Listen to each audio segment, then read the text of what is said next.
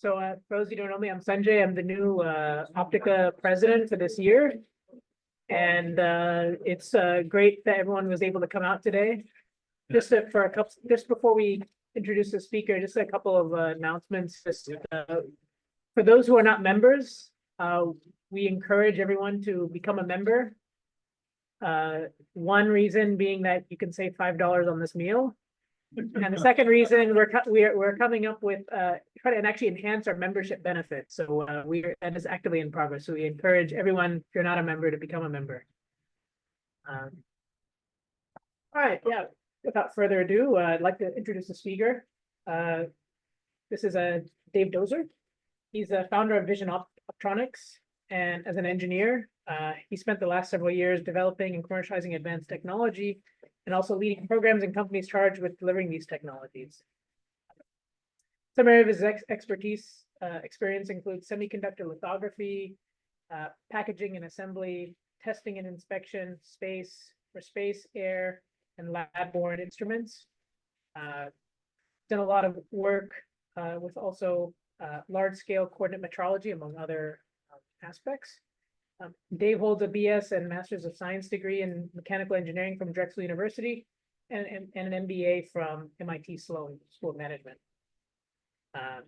He has a nice calling here, but it really just is an applied physics technophile looking to bring value to people. So we love that, and really happy to have you here. So appreciate it. Give Dave a roll. All right. Do I use these keys to make the pages move?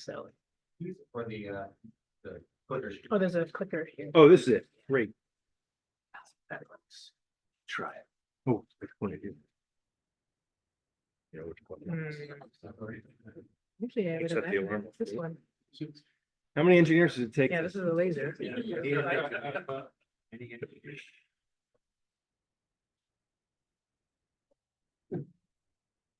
That's probably, we just probably have time to get the other window, I guess.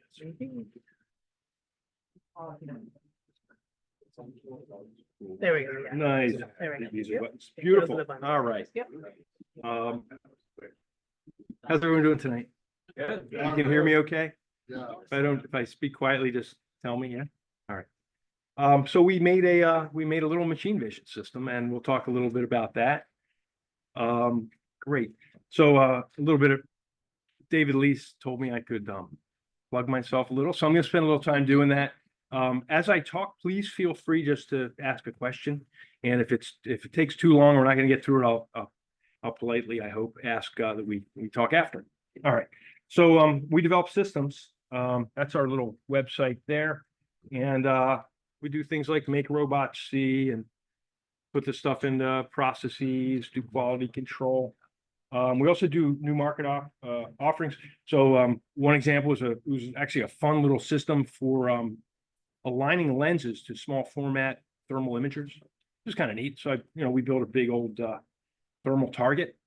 I did the coatings myself, a little chemistry there. That was kind of fun to get something very highly emissive. So I could achieve about 99% emissivity in the long wave, and then I could get it down under 10% emissivity for a while in the long wave. Because once it oxidizes, It's hard to see. Goes the other way. Can Oh. you move the podium a little bit? Yeah, please. Okay, yes. Super. All right. We've done all kind of goofy stuff, and we like it. All right. So I'm a technical guy. I'm just going to put it up here just so you can see. I've done a lot of things, but so I'm doing Vision Optronics now. I was out at Infrared Laboratories. Dr. Franco, anyone do astronomy here? I imagine some people. Yeah, here we go. So Dr. Frank Lowe's, he's considered the father of infrared astronomy. So he hired me to run his company before he passed away. What a man! I mean, it was just amazing to take over. So Frank came out of university. He had invented what's called a bolometer. You guys probably know what a bolometer is. Anyone who does anything in the thermal knows bolometer. But a bolometer is it's an element whose resistance changes with a change in temperature. So Frank had invented a germanium bolometer back then. TI didn't want to commercialize it, so he took off to Tucson, joined the University of Arizona, and there it went from there. He flew all kinds of stuff. First got to measure the temperature of the dark side of the moon. has a planet named after him. He's just an incredible guy. So he's the guy that hired me here, and it was an honor. And I think we did a great job with what he left us. So he left me with this really cool microscope. It was, still a science project, and then a lot of really great stuff. And we went out and we bought a couple little businesses and put them in there. I was also the CEO of Metric Vision. This one I hauled out of SSG. We had gotten into this joint development agreement with them. So this is the world's first FMCW laser radar, commercial FMCW laser radar. We were using little telecom lasers that we could train. Kind of neat. We had a little training algorithm, DSP, just for that. 3 local oscillators. I can get into all that a little later if you want. But that is now a big success, doing about 250 million in revenue for Nikon. So the team was amazing. And we took that right through 9/11. No more funding. It was a brutal, brutal slog. But that baby's out there. They just made a new product now, and I'll touch on that in a little bit. I was at SSG for a while, did some great stuff there. But, Mike said, you're probably better at commercial work, spun something out down 250 Andover, and we eventually sold that off. I went down to Metric Vision. So there's a bunch of stuff before that, but we'll talk a little bit about these things. I had done, before coming up here, I worked for a couple guys, a couple different companies, had my own company called Mechatronic Technology for a while, and also worked in ultrasonic wire bonding for a period, which was just a blast. All right, so let's talk a little bit about what I've done. So IR Labs, this is kind of what I had here at IR Labs. So we came in and we had this, and I went out and so Bill was a master. Bill used to work for Rockwell and a genius at the readout integrated circuit. So Bill had designed our readout integrated circuit for this baby. And basically this ran like a it was a CMOS, but it ran like a CCD camera because all the electronics were in what we called Bob Leach's gold boxes. So Bob Leach's gold boxes ran every visible telescope in the northern hemisphere, maybe a couple in the southern. There aren't too many. I mean, Chile, right? Where else? All right. So we were using those, and so we had to do very special things on that readout circuit because we were using them to look at CMOS transistors because they glow when you turn them on. And it was hilarious for me. I'd get in arguments. People say, "Well, silicon can't emit light because it's got an indirect band gap, right?" But it did. I mean, it emitted light, but it was very, very faint. So we made these long staring microscopes to find those. So this was a blast. We upgraded the whole thing. I think I told someone the story about Intel. I got rid of this hardware. Boy, were my optics guys mad. I said, "We're going to pivot on the lens, guys." I said, "What do you mean?" I said, "The lens will be our bearing." Do I have any optical people here? Yeah. Anyway, so it was an infrared optic. So these are crystals. You can get very hard AR coatings on. Worked the bomb. We took the market from everybody, right? So it was great. This is actually our first megapixel, 15 micron megapixel SWIR array. So that's with InGas from Sensors Unlimited. It's great. We were achieving 3 electrons input referred read noise at 77 Kelvin with this stuff. Fowler 8, Fowler 16. And so a CVS read to be about 10 electrons for anyone who does image sensors, right? Then I went out and I got these guys. This thing was great. This is Frank's bolometer. So we had those operating pumped at 1.6. These were open cycle doers. This is in Kagoshima out in Japan. So that had a beautiful Hawaii array on it. I don't know if you guys have heard about the Hawaii array. Merck had really quiet, really beautiful, really beautiful. But we had to go out and fix that for them. That was a pleasure. Big mountain in the middle of Japan. And then we ended up getting a deal with Bruker, ended up getting a deal with those guys to produce these. That supported some men for us, and we were able to turn it into a product, like make it safe. We had cases where the thing would just blow up in a lab. You'd come up and you'd find it, right? So we had to put some safety in there after I found out what the boys were doing, Hey, David Lees. All right, good. This is some of the imagery. I just want to show people. I'm very proud of this. But this is first article solid immersion lens, and that's what it looks like over there. And I'm going to move over here. So we were pivoting on this little lens here. And so this is all handmade. So that flexure, that's my own design. That's a goofy little flexure where you take a jeweler's saw, just cut it so that it'll move around. It has tip and tilt action. And then this guy can roll around in the top. So we could control the force. No one else could. They were smashing. You should have seen the simulated devices and wafers. Our competition was smashing them, right? And Intel fired us. So I just went over to Japan and went over there. Then I went up to Oregon and found another guy and said, "Hey, look what we got." We're like, "Holy crap." Next thing I knew, I had 9 engineers in our lab. We were selling it to them. So it was great. It was great. So you can see, as soon as I put the sill out, I can resolve a lot better. And then this is an advanced memory device out of Elpida. And you can see that I'll call it resolving, but that's a 70 nanometer contact hole. We can find it. When I took that over there, he was tearing. He said, now I can tell the focused ion beam guys where to cut. He was thrilled. And then this is another device we're looking at spaces, right? And you can see we could readily detect down to 150 nanometers at 1100 nanometer illumination. And then here we're just capturing photons coming off the transistors. So sorry to go on with that, but that's exciting to me. I don't know about you guys. So this is what we diffraction then? Yeah, well, if you can see it's blurry, right? I guess so. Yeah. But still, It's not fully resolved, but yes, you can do the math on it, right? yeah. In fact, if you do it on 1100, it's a little over 15 for 70. And then it's, you can do that. Yeah. That's real. Yeah. So everyone wanted it, right? So they put it out there, everyone wanted one now. But you sell 25 in a year. So to get the NA, that's immersion, and to use that for the lubricant for the pivoting? So we would like to avoid using, so we had, so in our Leo, or liquid immersion optic, we would use that fluid. It had like an index of 1.4. And when we were developing the sill, we would use it until we got the optomechanics down. So that's why we did that flexure to get the pressure, make that silicon level out, right? So it's a silicon lens. And then at our wavelength, about 1100, 1200, 1300, we were running, I think about 3.5 index refraction, 3.49, something like this. So very successful. By the way, everyone else didn't want to use silicon. They wanted to use gas, but I didn't want to use gas, and I won't get into why. And Intel didn't like that either. I just said, forget about it. So I went to Korea and I found a guy who was making those for me. We were taking a perfect sphere and cutting them to within the equator, within 1 micron, $100 each. Love that guy. Loved him. So anyway, sorry to dork out, but it is. So this was the instrument. This is the laser radar instrument. It was just replaced, now called the Aptus. These guys are doing, when I met them out at Automate in maybe 2019, they told me they were selling 250 of them a quarter. So when I left as COO right before we sold it, I think we were doing between 2 and 3 a month. So it actually went somewhere. So it took 15 years though. Took 15 years. VCs didn't make any money. But this is what's in it. This was we call this the oven. So it had 3 local oscillators. So the people that bought this were Airbus for the A380. Boeing bought a few. Mitsubishi Heavy bought a bunch. We had a bunch of them all over the world. It's really fun. Really fun. This is our ranging electronics. That was like a 24-layer circuit board, a big one. Big engineering error. We get an LVDS failure or comms failure.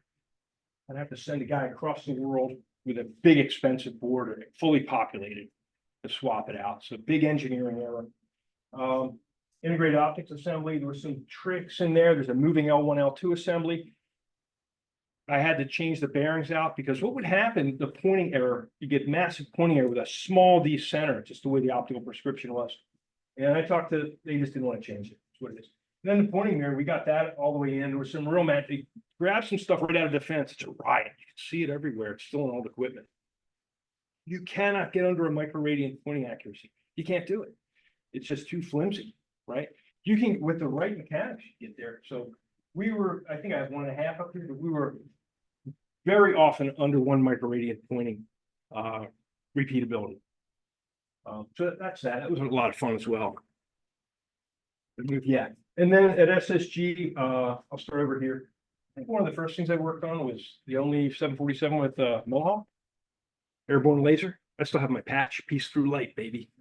So that was exciting. I did the control work on the Urtu. And so with FiberSense, I think it's Northrop now, we funded them to develop these big old fiber optic gyros. So we had 3 of those on a beryllium tetrahedron. Big problem. Holger and I used to go a lot of lunches, a lot of head pounding. I told him those fibers are gonna, that's what happened. He put it on flexures. I said, we need to suspend it. Lockheed didn't want to pay for mag bearings, whatever. It's how, This is hurdles. I worked on the scan mirror assembly, part of the optical bench. That thing flew for a while. I think 2004 it was decommissioned, maybe. No, 2004 it launched. And it was up there to maybe 3 years ago. So that was part of the A train. If anyone who does space stuff.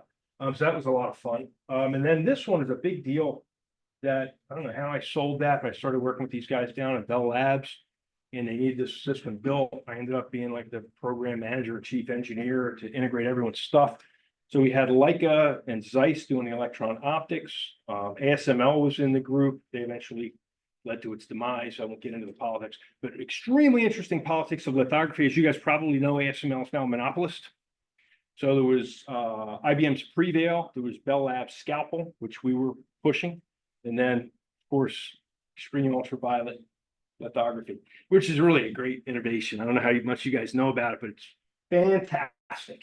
Anyway, so that's a few instances. We've done a bunch of 3D systems back in, I think, 04, right after metric vision. I was working with actuality systems on 2 different 3D systems. One was a lenticular based system. That was fun. Anyway, we'll talk offline if you want about it. Recent years, we're on to computer vision, and we're going to show you a little bit about it. All right, so what is it? This is my definition. Machine vision is a man-made emulation of animal vision. And you could argue other organisms that aren't animals can also have vision. Most of them are single element sort of detectors. Those that perceive from arrays are typically animals. So that's my definition. In other words, you're going to make decisions based on image inputs, not just, moving away or towards the light. You're going to make decisions. So it fuses a bunch of technology and methods. And then, that allows us to run algorithms to make decisions. So there's 4 areas, really. There's the imaging and imaging capture. There's your lighting and illumination, computing and data busing I put together. I think you have to. And then there's the software and algorithms. There's support technologies. They're kind of like the offensive line for those who like football. They do their job, but no one really cares. They're my favorites, by the way, but that's what it is. All right. So this is, I know this is an eye chart, but I had to do it because I just couldn't get it down. I even called my graphic designer to see if she could help, but no. All right. So we're just going to jump through this, but machine vision, to quote Newton, stands on the shoulders of giants. And I just love these historical things. So you start with lighting, right? Lighting was big. You'll note that if I were talking about UV, I'd be talking about the mercury vapor lamp. Boy, has that been a commercial success, right? It's still going, but it's not on here. So you can see what happens. By 1950, you had this idea of optical flow, okay? So in my opinion, this is really where it starts. Although you see like RS-170 and TV is starting to kick in right in here. You have some Russian dudes that are actually doing some stuff back before the Bolsheviks kicked them out. You know what I mean? So it's very interesting stuff. We can go further forward. You can see by the 60s, we finally had machine vision proposed. You can see, right, analog image data from the spacecraft. You need a whole room worth of computer just to take it from that. I don't know if you guys know this, but one of my professors at Drexel, he had a company that went out and got the images that got dropped. So they would drop the images and they had to retrieve them. And then once they retrieve them, his name was Harry Quatney. Nice guy. So lots of great things here. Here's MIT, got to always plug MIT, right? So you can see, summer project here, and then you have Minsky saying, hey, go hook a camera to that computer and see what you get, right? So really, really great stuff. You can see this CCD, by the way, that's a chart device, but CCD and CMOS were invented around the same time. We just didn't have the tools to make CMOS real until you get into about the 1990s. Right? Now you can integrate everything on it, right? Full VLSI, we were calling it in those days. News bureaus in the 70s began doing machine vision. It's a cheaper way to do markup and things like this. Hitachi went wild. Gotta love the Japanese right out in front with a robot with a vision system on it in 1970. You have Bell Labs finally saying, hey, we could use this CCD to make an image. Took a while, right? Very interesting stuff. So in the 80s now, you start seeing research, I would say OCR, string readers, they became like the first real application for machine vision. Made sense. By the way, nowadays, there's a big error rate, but AI is actually today's neural networks, trained AI for things like that, because you can use it as a classifier. So you train, and so you have a finite set of characters, you can get extremely high rates and very high accuracy. I had a client who was defense client, shrink wrapping part numbers to serialize their components on their cables, high frequency cables for aircraft. No one could read them. Well, you could train something to read them. I told him, we'll just get you set up and we'll start training. You just tell them what it is and it'll eventually get it. Yeah. So it's kind of cool. So they're offering them. Here you go, 1980. This is like the precursor to the neural network. Again, Japan. General Motors leaps out in front up in Canada, starts trying to classify sort yokes and fittings and castings. Very interesting. Maybe more interesting to me. Anyway, you can read this yourself, but you can see by the 80s, we're off and running. It's slow, small formats, but we can start doing some real work. We have computing, we can't bust things. And then from here, you can see, you know, everything's speeding up.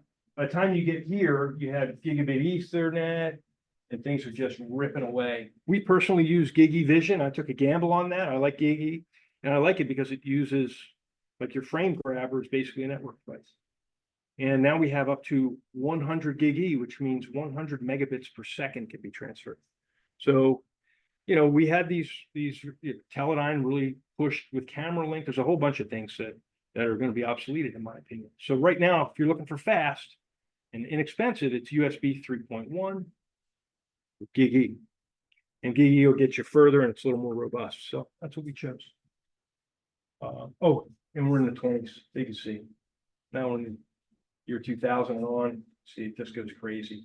MIPI starts out. So now things are miniaturizing. By 2007, these things are ubiquitous. There's two in a cell phone. There's more than two in each cell phone. And that's like, I think it's over $1 billion a year market. Then you have the auto market, hundreds of million, 100 million cars a year with two or more CMOS imagers. So they're ubiquitous now. So they're just really interesting. To me, this is all very interesting. So I hope it is to you too. All right. Now, these are the sources, nothing special. I just said, hey, we've done this. Just grabbed it. All right. So, one more shameless plug. I wrote this goofy little paper. It's kind of cool. So everyone's putting out their 3D stereo devices and no one was using them right. Like no one knew why the baseline should be longer. No one knew how to pick a focal length and to which applications. So I came up with this little, you know, format. It's a little plane and you just plot your sensor in there. It has these lines. It'll tell you, you know, what it's better for. But so that's out there. If anyone cares, you can grab it. People all over the world have read it. I went to look for them when I first put it out there. I mean, it was getting hits everywhere but America. Still almost no Americans. I did get a couple out of New York the other day. Looking at it, it's kind of a fun paper. Nothing fancy. We presented it at a conference. People liked it. So I put it out. All right. So machine vision basics. What it does and how. There's nothing real fancy. That's our lab system over there. You have to understand how you're going to make what you want to find come out. So say you're looking at, like, we're humans, right? So if we want to find something, we just have a light over here and our eyes here, and we do this kind of thing so we can see it. Well, you can't do that with a machine vision system. So you want to do that up front. You want to set up your angles of incidence, and right? You want to do that right up front. You want dark field, bright field. For this application that we're going to get into, I used a very special light. It's a magic light. It's highly oblique, the magic light, and it has an output window that creates that magic. Problem is, when the light is highly oblique, you got to be pretty close to the work. So it really doesn't work so good outside of 50 millimeters. But inside of 50 millimeters, you cannot beat it. It's fantastic. It can see scratches in clear glass that you can barely see with your eye. It's magic. And then there's the customer aspects. So that's really where the rubber hits the road, right? Customer generally doesn't know how any of this works. People don't like to pay for what they don't understand. Do I sound like an insurance commercial? But people, right, pay for what you want. but they really don't want to pay for what they don't. So there's this period of how do you get them to understand what they need, right? And then how do you, once you don't want to get yourself in trouble because you got to get it installed into their facility. And you'll see what we did here. This is a big old coder. I mean, this thing takes a giant room with like 15-foot ceilings, you know, all built on what they call H-beams. So you see these blue H-beams. But they need to do what they need to do. What they're concerned about in this case, they were making this, it's a medical adhesive. I'll tell you what, let's do this first and I'll come back. So it's a medical adhesive. You see these thing on the baby's cheek and then, right? So this is what they call non-woven, feels like a material, it's soft and plush. And it's really ramping. Everyone's using this now in medicine. So if it gets a wrinkle, the customer just doesn't want it. And if you send it to them with a wrinkle, it causes a big political and cash problem. The amount they lost on 2 lots paid for the entire development. It's kind of good. So they called us and we put it in there. So these are non-woven pressure sensitive adhesives fabricated with a web process. And the non-woven is about a thousandth of an inch, 25 microns or less thick. And then it's laminated onto a backing using some sort of an acrylate, typically like a polymethacrylate or some sort of acrylate. And so that backing is usually like 2 to 3 mils thick. During the lamination process, we get some problems. In other words, a thing it'll fold over on itself and that it becomes junk. And if it gets into something, goes to a customer, it's a big problem. So you want to find it fast. Very dangerous near the laminator. You get fingers crushed, people can get hurt. And they used to have 2 or 3 guys just standing under there watching for them. So we replaced the human vision with the machine vision. So I'm going to go back for a second. All over their plants, they had 3 of these systems in their plants. And this is in one of their, I think it's like a class 100 clean rooms. It's not very clean, but you got to get them. This is a clear substrate. And what you see there is what was the state of the art in machine vision in 2005. In fact, these guys are in Germany. They're Earnhardt and Leimer, good company.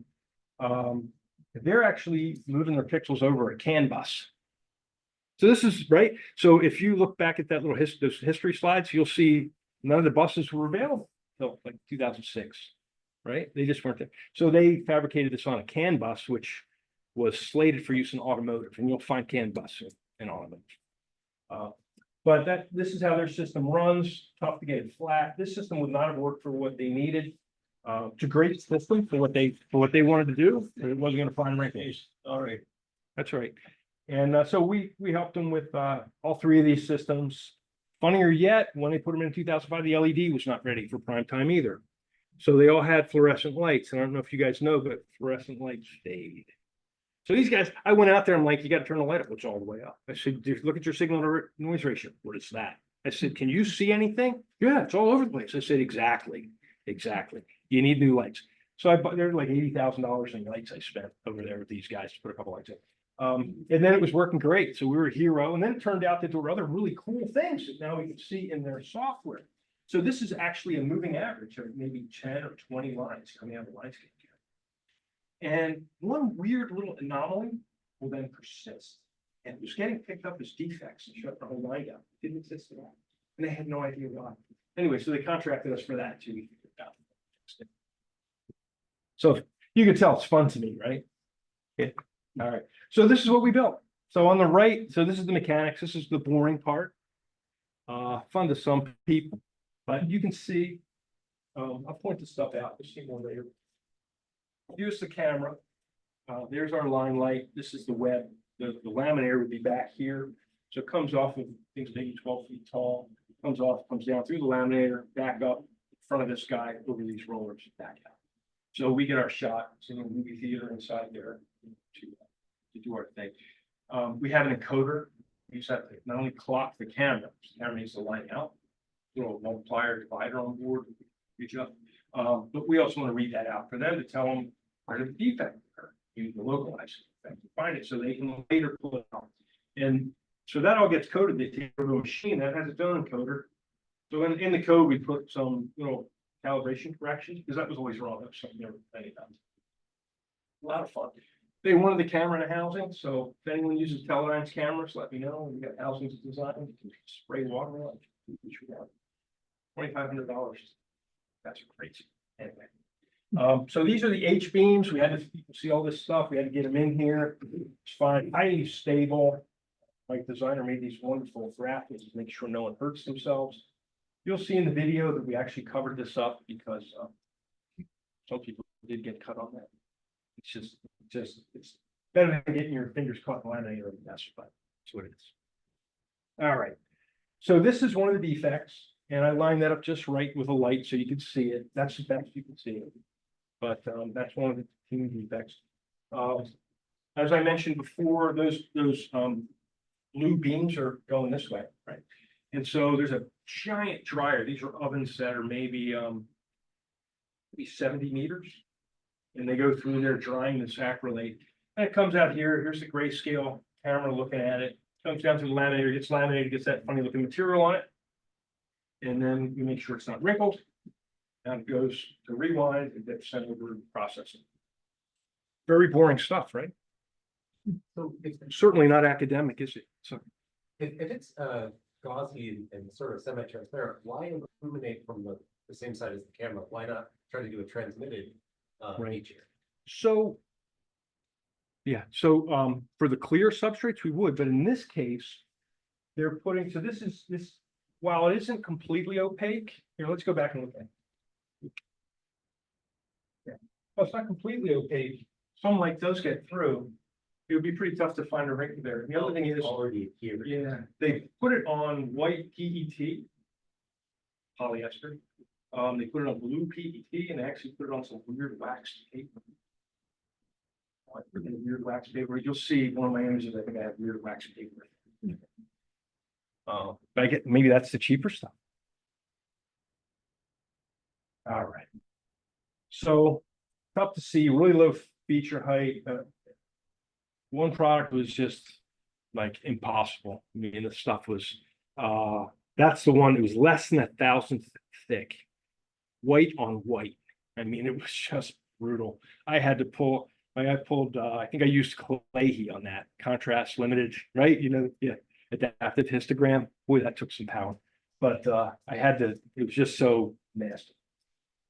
Had to fit it into their crazy space. So now I'm forced to use an 8mm EFL, 8mm focal length lens. Fine. Fuji makes a beautiful lens, so I highly recommend. And then we just had to calibrate that out, just to get it flat because it's getting quite a bit of switch. How wide is the process? This one's up to so our design was for as wide as 34 inches. But the nominal design was 31.25, 800 millimeters. The basic variance was coming in the raw material, that is the incoming material stream, or was happening in the machine itself, or I'm sorry, say it again. these wrinkles were originating in the incoming material or in the machine itself? In the machine. So as soon as it came through the laminator where they're putting these two, so you see the coated material here. Yeah. Let me go on this side, sorry. So the material's coated, it's all sticky on the top. It's got that funny stuff. And then the laminator puts that non-woven cloth sort of stuff on it. Yeah. Yeah. Right there is where it gets wrinkled. And so this didn't used to be here like this. It used to come straight across. And guys that sit here, they have their hands in these rollers on both sides. It's just very dangerous. On the basis of what you were putting up, were they able to vary, like, to understand the origin of this in the system, or? Yes. Yeah, I'm soon- jumping there. Yeah, no, it's fine. I didn't even talk about that. But yeah, as soon as they see the problem, then they go and they check to see what caused the problem. In fact, you'll see in the video, they purposefully caused the problem. So that we could test this. In fact, it's what they did is much worse than you ever see in reality, but that's what it is. All right. So here are some of the assemblies. I know it's kind of boring, but it's what it is. Got to be able to adjust this. This is our camera. It's a line scan camera. That's Teledyne's Linea. So I'm going to give Teledyne a plug because they've been good to us. They published some stuff. They're great. And they make quality. I mean, they really make. I went with them because they make great cameras. Right? If you're in science, you know Teledyne. I've been using Teledyne since I was knee high to a toadstool. Here's our light. All these optomechanics. So these are precision. You know, there's nothing fancy there, but if you've made mistakes enough, you'll figure it out. These are very high precision. You can position them real easily to within, I'll call it fractions of a degree. But you know, you can easily fractions, tenths of a degree by hand. You gotta put your electronic protractor on it. Might could have done it. That's the central nervous system over there. Everything's really happening here in our vision controller. So that this is an IoT based device. Runs pretty good, runs pretty fast, does a lot of work. This is our circuit board, so that kind of patches everything together. Breaker here, power distribution, 2 power supplies, the big ones for this guy. It's a 350 watt. Why are you doing line scan? Why don't you just do 2D frame? Great question. I'm glad you asked. You cannot get enough light fast enough. Like you need, so right now I'm taking lines at with exposures of 500 microseconds. So most frame cameras won't even, there's very few that will give you an exposure time in the microseconds, in the tens of microseconds. And the speed of the web would cause blur. The other thing is you need an enormous, if you can imagine how much irradiance falls in the web just from that line, you need an entire square area, 34 by 34 of similar irradiance, if you could get to 50 microseconds. Are the pixels really big in a line scan? Is that gonna be better? No, I'm 7.04 microns. What's your F number? F4. I like to run everything at F4 if I can. You know why? I have some ideas. Lowest aberrations, right? The symmetry. Yeah. But if I could, I'd go to F10 to get more depth of, Yeah, but there's no light. But then you lose light. I lose light because it goes with the square. Exactly. Goes to the square of the F number. But I got a lot more light to go. I'm running this thing on most of those recipes. We're running under 100 on a 255 on an 8-bit word. So we could get more, but to go to F10, I didn't have enough headroom there. But I really wanted to go to F10 so I could get more. Again, with the square, inversely with the square. That's the purpose. Yeah. And there's our encoder, 200 counts per rev. That's all we needed. In fact, I just changed the wheel on a new job that we're doing. Now works great. It's really nice. And that's a grazing incident illuminator, is that what you're saying? Or what was the whole idea about the high angle? Okay, so that's great. Another great question. So this guy projects down into the line. So in the direction of motion, it's highly focused, right? So it comes down the line, maybe, I don't know, 1820, 25 millimeters, biggest, thickness of the line. But in the cross web direction, it's highly oblique. So the vast majority of the rays coming out of this exit window are going obliquely across the web. And so you can imagine if it gets far from the web, the rays never get there. They end up on the right. So the lamp is off to the into the page or out of the page, and you're coming in. Here, let me go back. That's the idea. Sure. All right, that's the lamp there. So it's running this way. So this is So the, where's the oblique part? I mean, I'm not quite seeing where it's coming in at a high end. that's the magic. Oh. This guy, this filter here makes it oblique. So if you look at, Steers it. if you took that filter, so it does two things. One, it diffuses the light. So it's a diffuser. And the other thing, I don't know if it reflects it, but it's not losing a lot of light. I can't feel any heat. So I'm imagining somehow it reflects it, but the light that would be coming straight out never gets straight out. Instead, goes sideways. So it's like there's a gajillion randomly placed mirrors that are all oriented to push the light in an oblique angle. Is it like a standard thing or like something? You can buy it. So it's like it redirects. It's not a cheap one, but It's scatter or some sort. it's they don't even want you to clean it. They're very sensitive about it. You can clean it though. I cleaned it. You just can't be silly. Pardon? Is it an engineer? It's an engineered diffuser. Yeah. I don't know who makes it for them. Again, out of Japan, CCS. They're right up the street here. They make great lights. Sufficiently efficient? Or is that what the engineer? I have a. No, it's not so efficient. I mean, in which way? You mean energy efficient? Yeah, like the light. Well, the light's efficient. Yeah, it's an LED, but the controller it's great. It's linear though. So it's got fans and we had to put fans in here so that I could protect this and put it in there. So I needed cooling. Can't pull air this way, so I have to take hot air. It's just crazy. I had to take hot air and push hot air. That I had to violate everything just so I could put this in there. So if they would come out with a solid state control, better. It's a great controller. It's really cool control. It even has a checksum.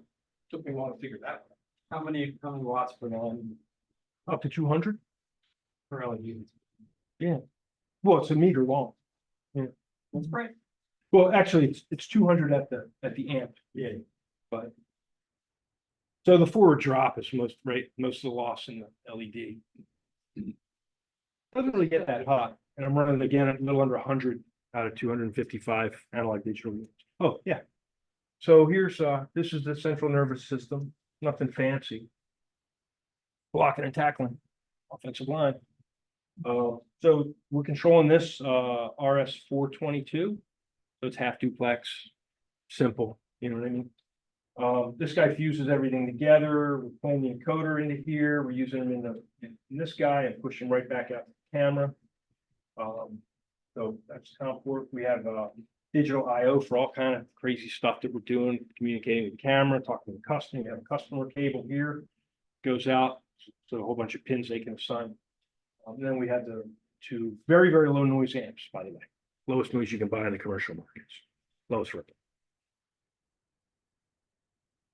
All right. Software was really the big part of this job. I mean, the rest was fun, but the software was where the money's made. Execution control was fun because we had to take the same commands from them that our guys might use, from the screen. Not a big deal, just on and off, but that's all coded in. All the initialization steps up front, there's a lot of little details in there, a lot of little files we're setting up, the hardware is getting set up. So that works very nicely. Recipes had to be in there. These guys need to store what they did. Once we have them trained, they'll call occasionally and say, hey, can I make this happen? They code it and they need to bring it up next time without a mistake. Camera capture and control, a whole bunch of stuff in here. The camera is an FPGA based camera.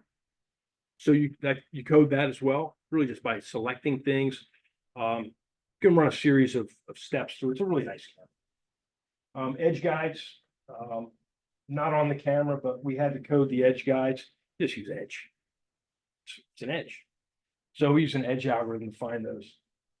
Manage the I/O. So reads the encoder, handles all the devices, does testing, process frames. There's some of the, I think I'll show you 5 that we exposed to the customer. Again, nothing fancy. We did a classifier in here. Didn't use neural networks on it, but we wanted to classify the wrinkles. So there's a lone wrinkle, there's a start wrinkle, a continuing wrinkle, and an end wrinkle, just so it didn't drive their flagger nuts. And you'll hear it going wild on video when I play that for you. And then what happened?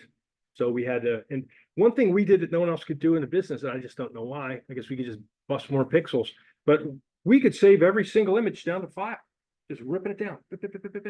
And these were it's all 8-bit transfers. These were 2 megapixels a piece. We just rip them down a file till you're out of. Didn't slow anything down, but everyone else in the business kept telling my customer it couldn't be done. So I'm glad we could do it. I don't know. Yeah. So anyway, here's what it looks like. This is what we call the defect table. So when it finds a wrinkle, it logs it. It tells you the time, it localizes it, gives you some stats on it, length, area, angle, and then it'll keep telling you your inspection status. Also, classifies that. Then down here, you can see this one took 61 milliseconds down, because that's a slow one. Took 61 milliseconds to analyze that one. So we're running at a frame rate of about 1.3. So it was in fact, this is a lab picture, that's why it looks like that. And then all these are annotated. They just go in a file for these guys. So if they have a problem, they can look them up. These are thumbnails, so when the guy's operating, if something happened, he was away, he'd come back, take a look, so we can set that up. It stores. Like I said, we just threw a lot of memory at it and storage, so that because we could bust it, we could bust the pixels. So that's what we did. Here's job setup. These are very deep. You see each one of these tab. These are extremely deep. These are the algorithms I exposed to allow these guys to program it. So they can level, they can do window leveling, but some of these algorithms will take care of that for them. So that'll go off if you click one of these other boxes. For that really weird thin material, when that web is wavy, we use this contrast limited adaptive histogram equalization.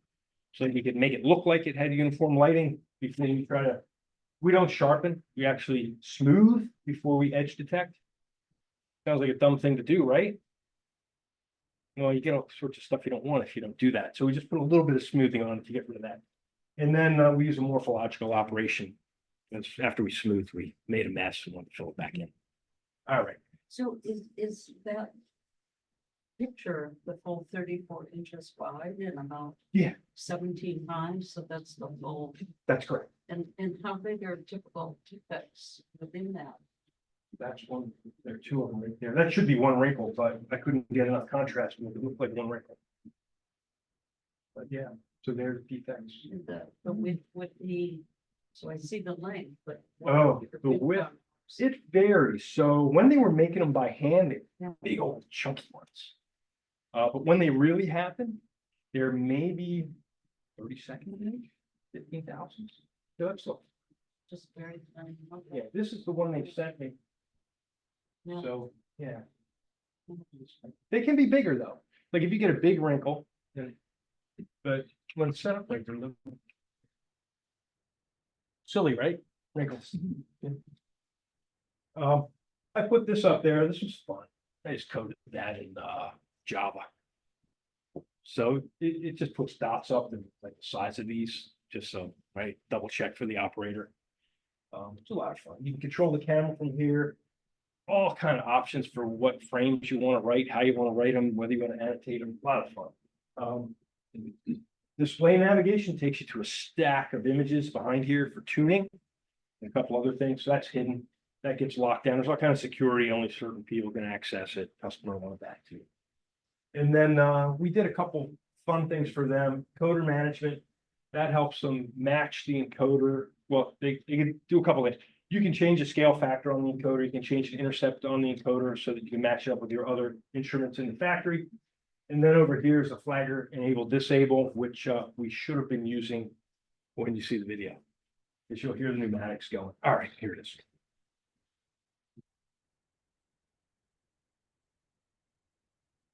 Okay. How do I make this one come up? You know?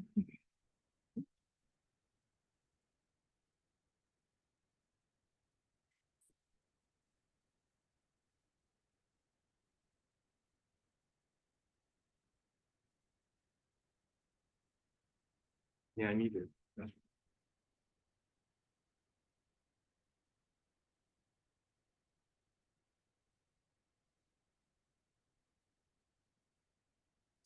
Yeah, I need to. Oh, I see. Ah, Stand by. It's two screens. it only goes for a minute. Very good. We'll do. Click on it. Yeah. It's magic touch as opposed to magic light. Pardon?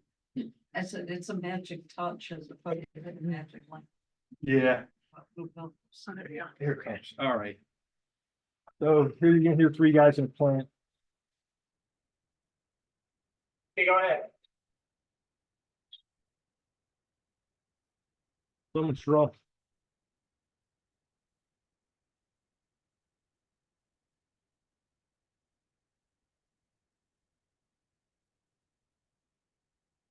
That's the flagger downstream for those wrinkles.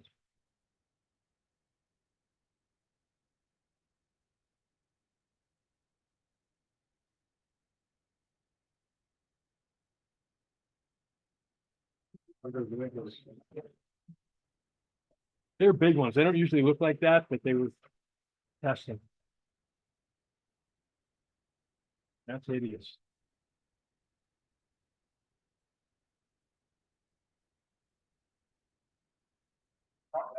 Got it? Yeah. Great.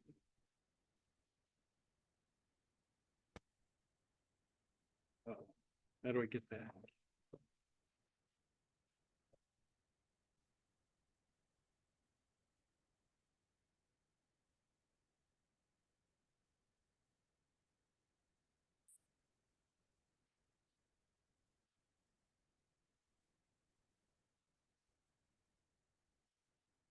And, You guys just do them? and there you go. Okay. Great, all right, thank you. So here's the summary. It's an eye chart, right? They just did this and that and the other thing, and in the end, they got something that works. Now I have a really cool system that we're doing all kinds of things with. So, How many did they buy? one. What did that cost them? We don't like to hear those numbers, that $250,000. $250,000. Cheap, right?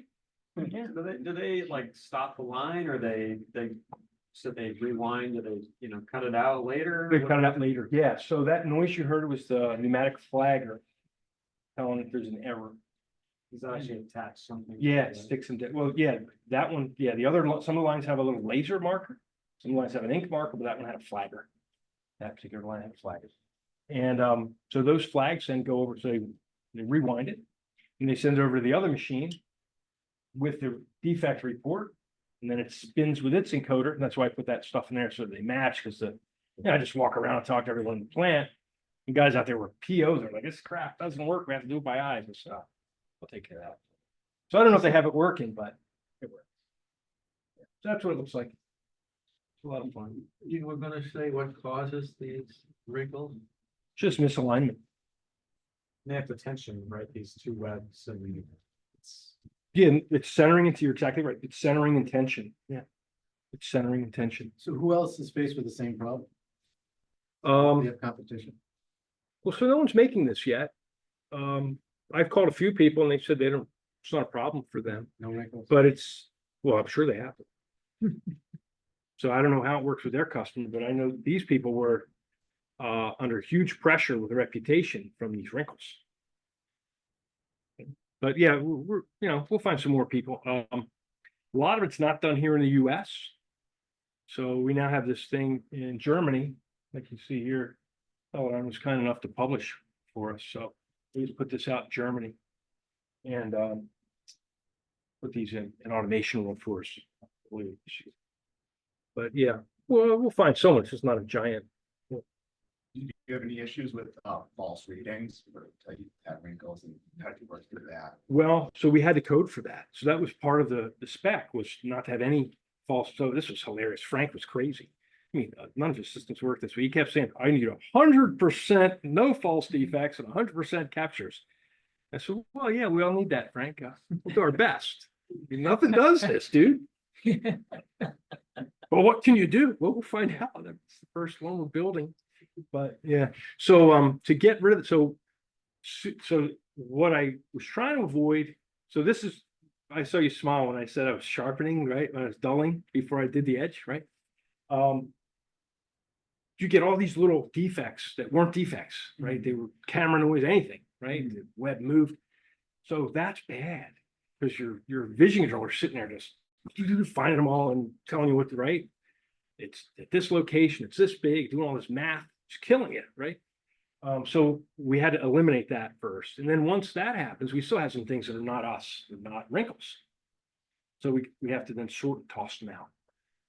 Anyway, I could get into more, but there's a whole bunch of steps to kind of sift through, yeah, until you're looking at what you want. The contrast is so low. So what is the contrast for? I didn't characterize it. I estimate, so it's an 8-bit grayscale, and best case, you're near 255 on the white part, and maybe you're down at 50 on that's best case on the dark part. Yeah, right? That's pretty good. That's right, that's an easy one, yeah. But some of them are really close. I mean, some of them are, maybe you're 40 or 50 ADUs. And then and right next to it for 10 or 12 pixels on either side of it, maybe you're under 100 ADUs. So those, like that one wrinkle was 2 wrinkles. That's a case where it wasn't a perfect wrinkle, it kind of folded over itself and then it broke into that messed my classifier up bad. Messed it up bad. That's okay. They just get an extra flag. Is there any information to be gained from polarization channel splitting? Because you're doing a lot of oblique illumination of the imaging. of that oblique illumination. There probably is. It's not so the surface is not highly reflective, so you're not going to get, like, a lot of polarization will be lost when it bounces back. But some polarization exists because I went out and bought filters for my 8mm camera for just this reason. And the light itself, you can see the polarization changing across its field a little bit. That's okay. I mean, if I was getting great benefit, then I'd work on how to flat field the polarized light, right? By S&P component or whichever component you want to do. So your light is effectively white light through Yes. LED. That's correct. Yeah, it's I know a lot of 6,000. adhesives use UV, for example.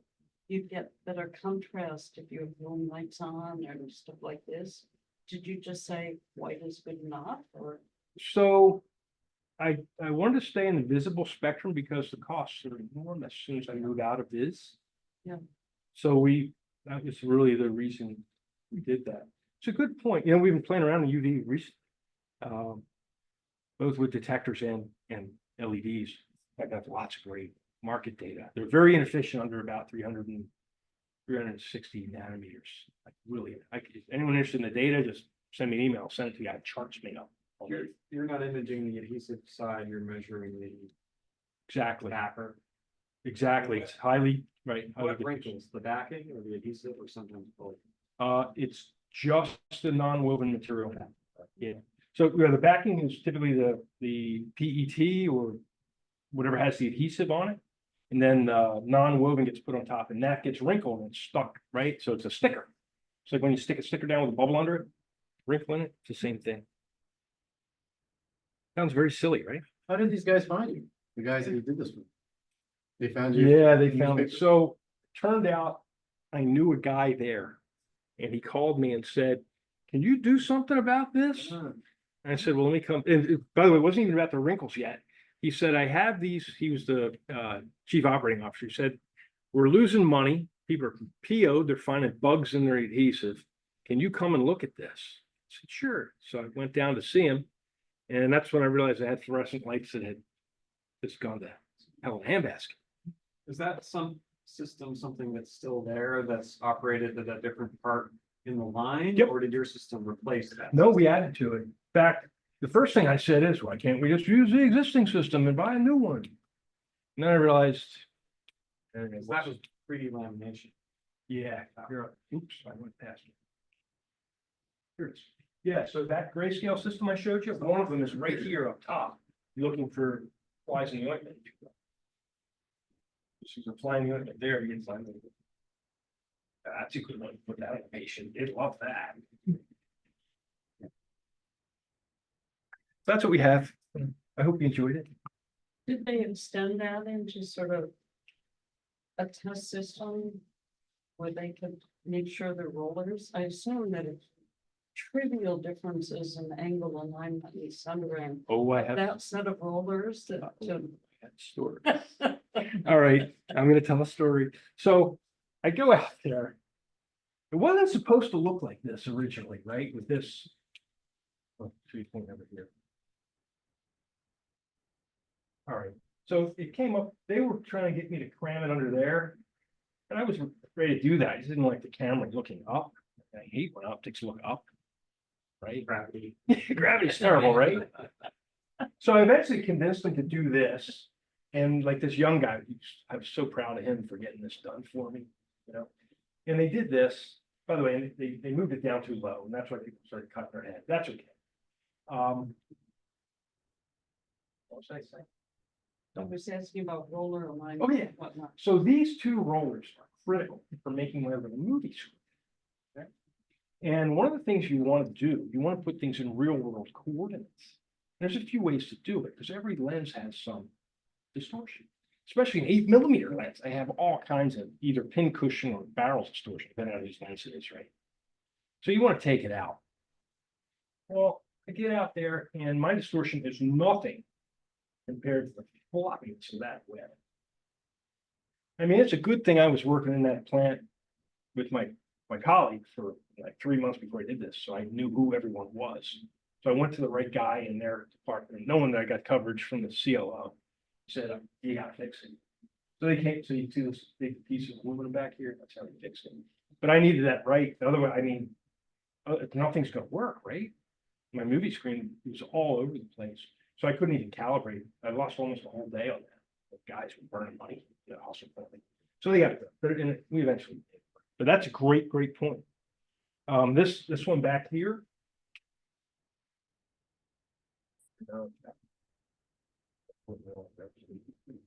Here, same thing here. So this one is a 2-camera system. This is their high-res system. This is their clean room. This is for optically clear, for the non-woven. So I was helping them with these. This is for optical applications. I don't know, see that? So these grayscale inspections, if you're looking for anything that falls out of the band like that. So as I mentioned, that is a moving average filter. No one even knew until one little thing had set it off, and then fake defects that exist. And we couldn't tell what was going on with that. So I had to, took me, it's all political. You have to convince people, no, it can't be like you've always had it. If you want to solve the problem, you need to work together. And so that's cherry, right? But there's a lot of work to do that. It's just mechanical work, but you need guys that are good with their hands, because these adjustments are, you got to get them just tricked in just right. And then, we advised a lot on how to make it. I mean, I grew up in the plants at Philly, right? So I always had dirt under my fingernails. But there's tricks for making things stay. There's all kinds of tricks. Like the bulk modulus of epoxies, very, very high. Very, very high. So that means if you trap it in a volume, nothing's moving. I did the same thing on that metric vision scanner. We were shipping them all around and they were going out of alignment. It's a 57 parameter calibration model. Right? And only 9 of them you could do in the field. The basic ones for azimuth health. So what did we, and it was great. So I had, this is a funny story for people that like people. So I had my engineers lined up. We were using a rubber mallet, just pounding on the optics like a pinata. You should have seen the optical engineers. Boy, were they mad, but it stayed rock solid. And that's when we knew we could ship them all over the world, not worry about it. Well, I called that the vampire holes. So anywhere we had a through hole, I drilled 2 holes. Once you get it aligned, put the syringe in, look with the epoxy. Game over, man. And you could take the screw in and out. So anyone who makes instruments, there's one for you. All right, I think I bored you enough, right? Oh, yes, please. What other applications would you be targeting with this? It looks like there'll be a lot of other adjacent type of uses for this, Yeah. Yeah. what would be some of them? So we're set up in the lab. I have a similar like to this because it'll work. I mean, unless I need something that's, pure bright field or something. So we've been measuring parts and I have it set up right now. It's tricked out beautifully. So we have a object plane pixel that's about 4.2 thousandths of an inch. So we've been doing a lot of and not even a confocal, not even a, sorry, I lost my train of thought again. Anyway, not even the right lens on there. I'm using the wrong lens, but we have it calibrated so nicely that for things that'll fit under the light, we can do really nice metrology. And so we can do like geometric dimensioning and tolerancing estimates. We've also run some string reader samples for people. So we really kind of use it to get business. Yeah.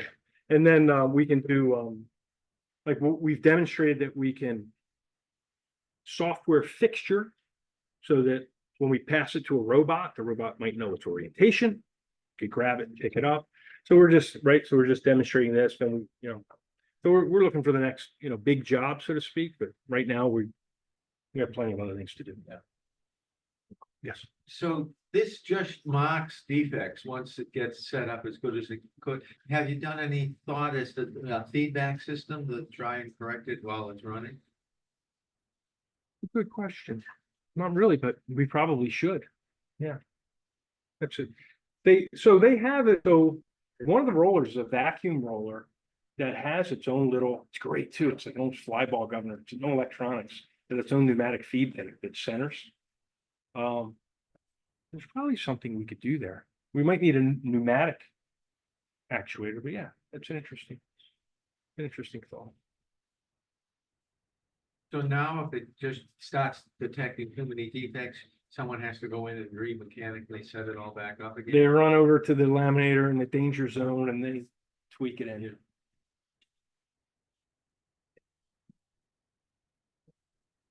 It's funny out there, like no one wants to do anything until it breaks. Yeah, just how it's. That's the thing. Right. Yeah. Yeah, I think that's it. Oh, I'm gonna leave with this one, just in case anyone cares. So, yeah, have a look if you want. If you speak German or read German, that's fun. Ich kann ein bisschen Deutsch. Mein Deutsch wird immer schlimmer. Immer schlimm. Anyway. Oh, yeah, here's one. You like that? That's the Vidicon, baby. That's an early camera, right? Remember the old camcorders? The big ones? That's what was in them. It was one of these, sort of like 4 different variants in it. So it's a so when I was doing this UV work, I was just recently doing this. So that's really the only place that we're using photocathodes, right? Kind of cool, but that's how this works, the photocathode vacuum tube. And then this one, I love this plot. For anyone who likes CMOS, check this out. I don't know if anyone's seen this. That's awesome. So this is the ITRS roadmap. It's a fairly old one. But you can see this is the shrink, this is the technology node in nanometers. Almost exactly a factor of 20 between pixel size and CMOS technology. I think that's cool. It's pretty cool. Yeah. I like to show you. This came out of like an uncooled thermal infrared policy paper I read. It was too technical for the policy guys, too policy for the technical guys. But if anyone wants it, I'll send it to you. Thank you very much. Thank you.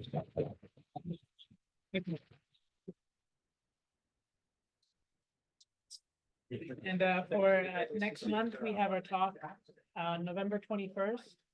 Applications of hyperspectral imaging and LiDAR from small UAVs. So look forward to seeing you then. And it's here. And it's here again. It's a lot.